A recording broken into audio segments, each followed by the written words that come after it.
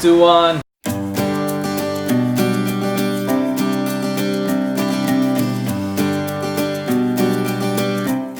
Hi, good morning. So today I'm cooking Chinese salt and pepper spare ribs.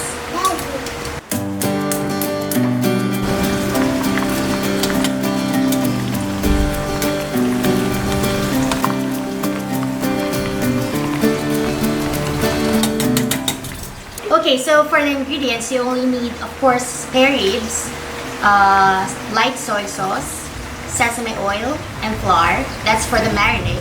And for this, for the stir frying, you just need, of course, garlic, onion, chili peppers, and bell peppers.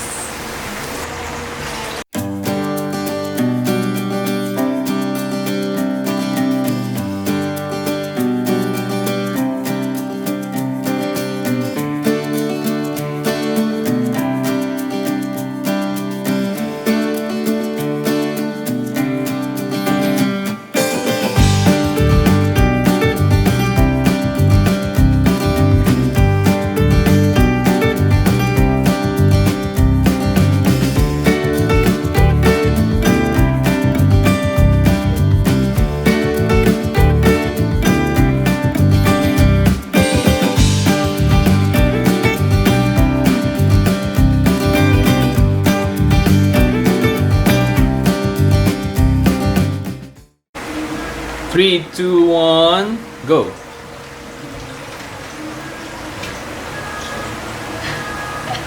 Salt and pepper for the